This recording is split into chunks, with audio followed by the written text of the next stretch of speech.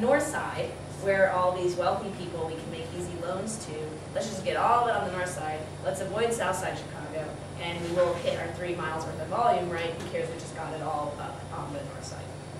And so CRA is a really contentious issue, especially in the current environment, and it often breaks down on political lines. But when you have, and I'm showing my politics, when you have a strong CRA program, you have a lot of banks that are going to do things like say, look, we'll fund your technical assistance, or hey, we can't make this loan to this borrower, they just don't meet our requirements, but we'll give you the money and you make it. So when you have a more robust and a larger CRA, you have more mainstream financial institutions that are looking for reasons to get involved, that are motivated to be involved.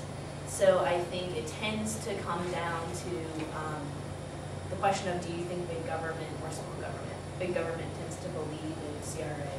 Small government tends to think that it's not the best use of government. It's not the best use of the government's power to make laws that like that. I think with something like this, you know, okay, so when it makes loans as a nonprofit, you said reinvest as capitalists. If it makes loans, it gets successfully paid off. Is it able to strengthen as an institution? And therefore, is there perhaps some, and I mean, you know, this says nothing about immediate needs, obviously, as Wayne said in the long run, all that, but does this not allow, like, is it possible that if, okay, there's this sort of, they're creaming the people who don't quite make, they're basically doing the next level, but is there possible that by making those loans successfully, as they strengthen as an institution, they can start, you know, inching down the pipe a little bit, or? Yeah, I think that's an interesting question. I mean, or maybe it's an interesting question. So at Axion, we always said that our goal was to stop existing, right? Because you do report to the credit bureaus while they're paying their loan on time. The idea is to do exactly what the woman did in the video, which was eventually be able to go to a bank and get a loan, because those loans are going to be on better terms, less expensive debt, just in the borrower's best interest.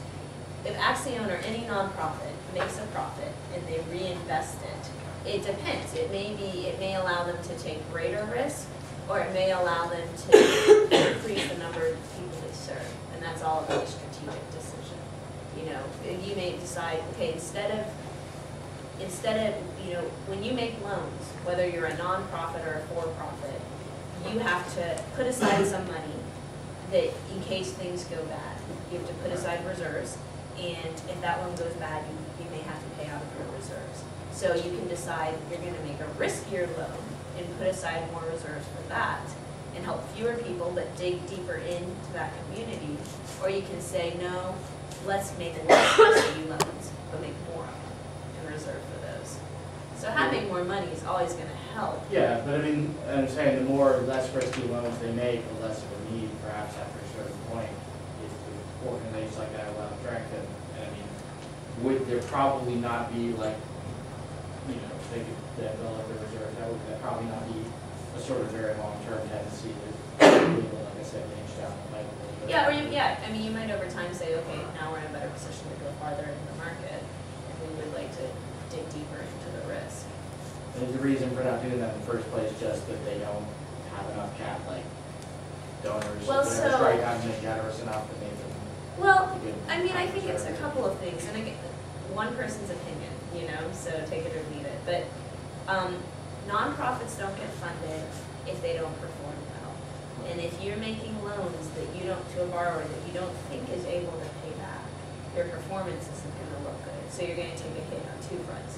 You're going to take a hit because your foundation, your funder isn't going to be happy with you, and you're going to take a hit because you can't do anything with that money.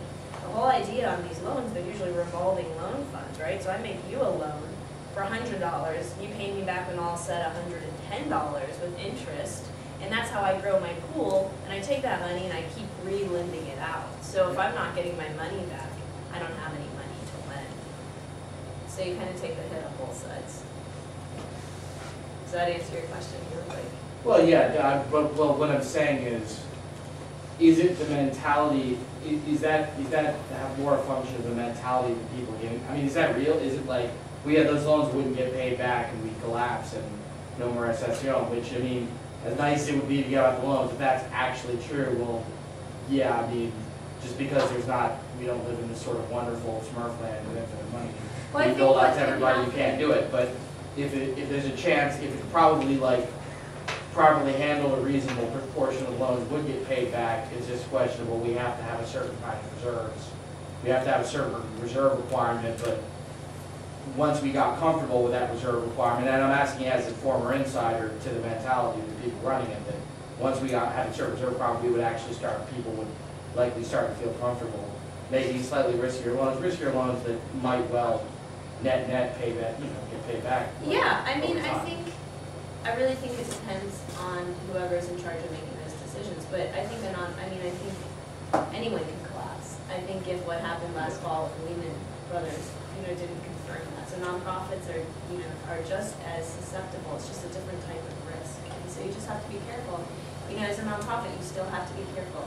And it depends on the business model. I mean, there are nonprofits that don't generate revenue, that say, okay, we're going to have a food bank. That's a really huge need.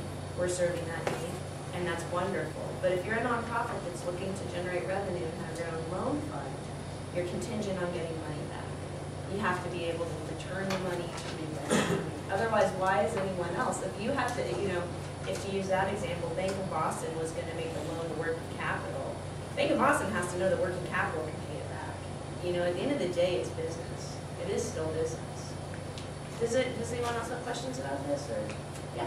Well, I was going to shift a little bit and talk about, Sure. or at least ask how the connection traffic work over in Europe or something. Sure, yeah. Maybe what you're going to talk about. Yeah, okay. So they're really different. Yeah. So let me explain how I got there. Okay, so I did 2 years microfinance, did another year kind of bouncing around in the Texas legislature for the Texas Association of Community Development Corporations, and decided once I saw how the legislative session worked that I should either get a law degree or an MBA, because I sort of felt like those were the only ways you get things done. You either can speak law or you can speak money. So I went and got an MBA at Carolina, and then I went to self-help. And in self-help, I have a very different job, which is tied to this current mortgage market and tied to CRA. So banks make loans because of CRA. They make loans into low-income communities, and basically we work with them and say, look, if you make a loan that we know that's in the borrower's best interest, we know it doesn't have any tricky stuff, isn't going to surprise the borrower, isn't going to mess things up for the borrower, we'll help you sell that loan to Fannie Mae, and you can get it back as a security, which is an asset that they can hold and borrow against. So we hold the credit risk, we hold the risk that the borrower won't pay the loan. I didn't explain it very well. But, so what I do in Durham has nothing to do with Durham. What self-help does in Durham is our program is national. So we have about 50,000 loans out, about $5 billion worth of loans where we're holding risk. We're saying, if the borrower doesn't pay, then we're going to pay out when that loan goes to foreclosure. And in an environment like this, what we're trying to do is make sure our borrowers don't lose their homes. So, one huge difference is that I don't get to work with borrowers anymore. So what I do in my job is talk to Fannie Mae and talk to banks. So I work with mortgages instead of with business loans. I work with bankers. I mean, like the other day's banker was like, oh, I should have invited you golfing. I'm sort of like, dude, I don't know how to golf. It's just this totally different way of interacting. I've never seen a borrower. I do a lot more finance. I mean, it really is the proposition you make is to a bank is a business one. You say, look, you want to be able to sell these loans to Fannie